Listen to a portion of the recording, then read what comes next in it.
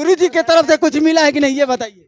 ये मैं ड्रेस और आप देख सकते हैं कि इनको सूट भी यानी कि गुरु जी की तरफ से आज के दिन यानी कि बर्थडे के गिफ्ट मिल चुका है।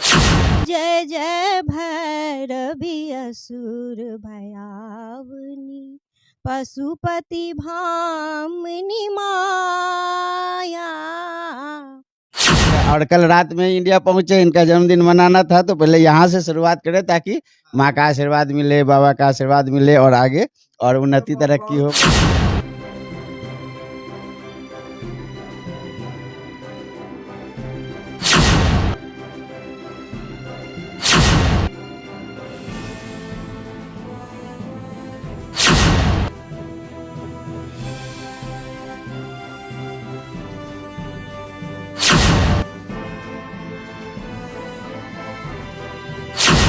अगर भक्ति में आशीर्वाद पाना है तो छल कपट से मुक्त होना पड़ेगा और ईश्वर में लीन होना पड़ेगा या गुरु में लीन होना होगा, तभी मिलेगा। गुरु चाहकर कुछ भी नहीं। जनता को यही कहेंगे कि देखिए ये लोग दूसरे देश में रहते हैं, उसके बाद भी भारतीय कल्चर को नहीं भूल पाए हैं, भारतीय कल्चर को अपना रहे हैं। भारत में आकर मंदिर में पूजा करना, संतों से गुरुओं से मिलना, आशीर्वाद लेना।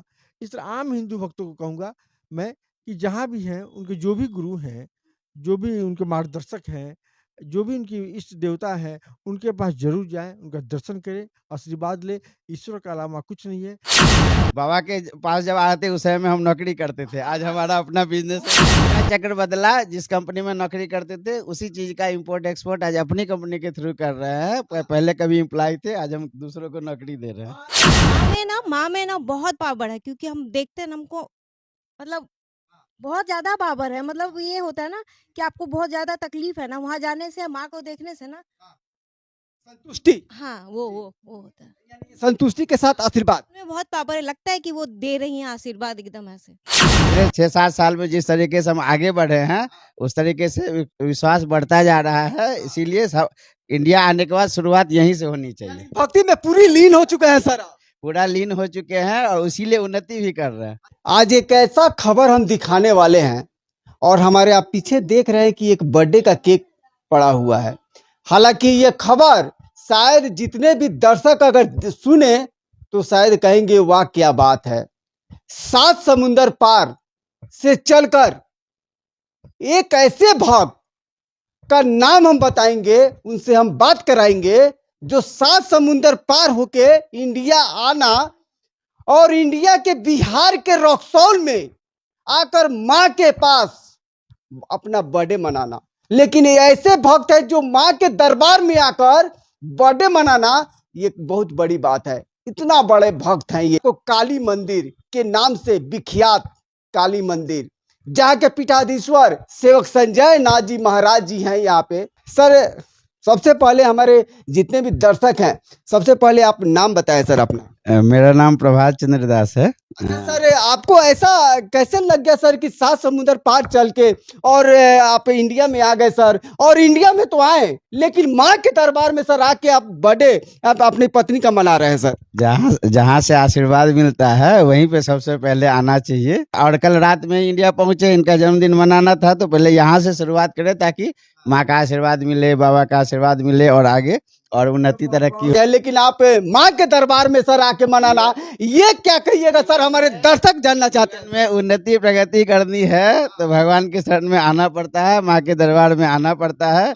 और पिछले 6-7 साल में जिस तरीके से हम आगे बढ़े हैं उस तरीके से विश्वास बढ़ता जा रहा है। इसीलिए सब इंडिया आने के बाद शुरुआत यहीं से होनी चाहिए। भक्ति में पूरी लीन हो चुके हैं सर, पूरा लीन हो चुके हैं और इसीलिए उन्नति भी कर रहे हैं। जब कभी भी भारत आते हैं, यहाँ आते ही हैं, माँ के दरबार में आना ही है। इस बार अच्छा सहयोग मिला कि शुरुआत ही यहीं से कर रहे हैं। कल रात में पहुंचे हैं, आज सीधे यहाँ पहुंच गए, क्योंकि यहाँ से आशीर्वाद मिलेगा तो और ज्यादा उन्नति तरह। हम पिछले 14-15 वर्ष से वेस्ट अफ्रीका मतलब पश्चिमी अफ्रीका के घाना देश में हैं। वहाँ हम 2009 से हैं, अभी लगभग 14 साल पूरा हो गया, 15वां साल है।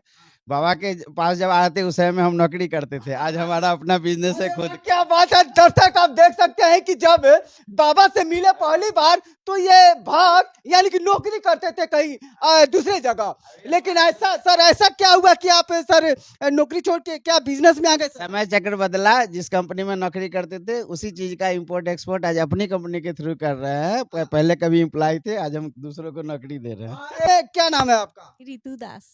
अच्छा रितु जी, हम देखते हैं कि आप सोशल मीडिया में एकदम वायरल रहती है, हमेशा दिखती रहती हैं। कैसा लग रहा है आज माँ के दरबार में आके और गुरु जी के सामने केक काटना? बहुत अच्छा, ब्लेसिंग का बहुत जरूरत है। अच्छा लेकिन हम देखते हैं कि सोशल मीडिया पर आप गाना भी गाती हैं रितु जी। हाँ, गाना गाते हैं। अच्छा ये शौक है कि शौक बना रही हैं आप? नहीं, शौक है। अच्छा हाँ, किस तरह के गाना गाते हैं आप?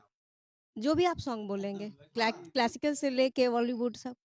अच्छा कोई दो लाइन कोई याद है आपको गाना कोई? जय जय भैरवी असुर भयावनी पशुपति भामिनी माया।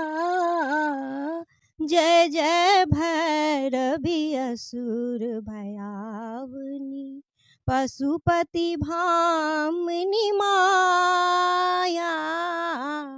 यहाँ पे आके कैसा सुकून महसूस होता है कि किस तरह से महसूस करती है आप? सुकून महसूस होता है। यहाँ पे आती हैं हाँ हाँ हाँ गुरु जी का आशीर्वाद लेती हैं। हाँ हाँ हाँ, वही चाहिए, हाँ, तो क्या कहिए? आशीर्वाद ही चाहिए। अच्छा तो ऐसे में जो भक्त बहुत से ऐसे भक्त हैं जो अभी काली मंदिर का दर्शन नहीं किए हैं, तो ऐसे भक्त को क्या कहिएगा ऋतु जी आप? उनको आना चाहिए। एक बार आना चाहिए। हाँ, माँ में ना बहुत पावर है, क्योंकि हम देखते हैं ना, हमको मतलब बहुत ज्यादा पावर है। मतलब ये होता है ना कि आपको बहुत ज्यादा तकलीफ है ना, वहाँ जाने से, माँ को देखने से ना, संतुष्टि हाँ वो होता है। यानी संतुष्टि के साथ आशीर्वाद। उनमें बहुत पावर है, लगता है कि वो दे रही हैं आशीर्वाद एकदम ऐसे। क्या नाम है आपका? दिव्यम दास। अच्छा क्या करते हैं बाबू, पढ़ाई करते हैं कि नौकरी करते हैं आप? पलाई। अच्छा पढ़ाई करते हैं। अच्छा आपका बर्थडे मना है कि नहीं कभी? पापा मनाए हैं? हाँ, अच्छा मनता है। अच्छा कौन से क्लास में है अभी? Grade 2A, 2A। Angel special international school. और गुरुजी से हम जानते हैं कि किस तरह से गुरुजी ने आशीर्वाद दे दिया कि कल तक जो दूसरे का नौकरी करते थे आज खुद यानी कि दूसरों को अपने नौकरी पर रखते हैं। सबसे पहले गुरुजी हमारे चैनल में आपका स्वागत है गुरुजी। धन्यवाद, आपको भी धन्यवाद। गुरुजी किस तरह से आशीर्वाद गुरुजी अपने भक्तों को दे देते हैं कि लगातार दिन पर दिन ये लोग उन्नति करते हैं? कभी भी गुरु और ईश्वर आशीर्वाद नहीं देता है। जब शिष्य और भक्त को ईश्वर और गुरु से प्रेम हो जाता है, निस्वार्थ उससे प्रेम करने लगता है, ईश्वर स्वतः उसे आशीर्वाद देना चालू कर देता है। इन लोगों ने निस्वार्थ रूप से मुझसे प्रेम किया और माँ की आस्था में, माँ के विश्वास में लगे रहे, पूजा आराधना करते रहे, कोई छल कपट नहीं रहा। अगर भक्ति में आशीर्वाद पाना है तो छल कपट से मुक्त होना पड़ेगा और ईश्वर में लीन होना पड़ेगा या गुरु में लीन होना होगा, तभी मिलेगा। गुरु चाहकर कुछ भी नहीं। जिस तरह एक क्लास में 10 बच्चे पढ़ते हैं, गुरु सबके लिए सबको पढ़ाता है, लेकिन सब बच्चा आई सब नहीं होता है, सब इंजीनियर नहीं होते, सब डॉक्टर नहीं होते, कुछ तो चपरासी भी नहीं होते हैं। तो उसमें गुरु का कहीं दोष नहीं है, वहाँ पर ईश्वर का भी कहीं दोष नहीं है, वहाँ पर उस छात्र का दोष है, उस शिष्य का दोष है। उस शिष्य में कहीं ना कहीं कमी है। उस शिष्य से अगर अपनी कमी को दूर करता है वो आगे बढ़। इसमें इन लोगों ने गुरु की भक्ति, ईश्वर की भक्ति में कोई कमी नहीं की। तो ऐसे में गुरुजी एक चीज और हमारे देश की जनता आपसे जानना चाहेगी गुरुजी, ये लोग लाखों खर्चा करके 7 समुंदर पार चल के यहाँ पे केक काटने आ गए माँ के पास, तो आशीर्वाद आपने कैसा दे दिया था गुरुजी इन लोग को? ये बताए जैसे कि पहले हम नौकरी करते थे लेकिन अब दूसरे को नौकरी पर रखते हैं गुरुजी। आशीर्वाद इन लोग की भावना, ये जॉब करते थे, इनकी इच्छा थी कि हम अपना व्यापार करें, इनका भी मन था कि मैं घाना में ही रहूंगी, दूसरा जगह नहीं रहूंगी। तो और भक्ति इनकी थी ईश्वर के प्रति भी, मेरे प्रति भी। तो माँ का कृपा बनता गया, इनकी भक्ति जितने बढ़ती गई इन पर कृपा उतना ही बढ़ते गया। तो ऐसे में आज के दिन किस तरह से आशीर्वाद अपना दे रहे हैं ऋतु जी और इनके हस्बैंड आज के? के दिन मैं यह आशीर्वाद, पहला तो यह आशीर्वाद दूंगा कि दोनों सदा सुहागन रहे, सदा सुहागन रहे, पति स्वस्थ रहे, दीर्घायु रहे और धन धान की कमी कभी ना हो, पुत्र स्वस्थ रहे और इसमें आगे बढ़ते हैं जीवन। जनता को यही कहेंगे कि देखिए ये लोग दूसरे देश में रहते हैं, उसके बाद भी भारतीय कल्चर को नहीं भूल पाए हैं। भारतीय कल्चर को अपना रहे हैं। भारत में आके मंदिर में पूजा करना, संतों से, गुरुओं से मिलना, आशीर्वाद लेना। इस तरह आम हिंदू भक्तों को कहूँगा मैं कि जहाँ भी हैं, उनके जो भी गुरु हैं, जो भी उनके मार्गदर्शक हैं, जो भी उनकी इष्ट देवता हैं, उनके पास ज़रूर जाएँ, उनका दर्शन करें, आशीर्वाद लें। ईश्वर के अलावा कुछ नहीं है। एक सत्य मैं और बता रहा हूँ कि जीवन का लक्ष्य एक ही होता है।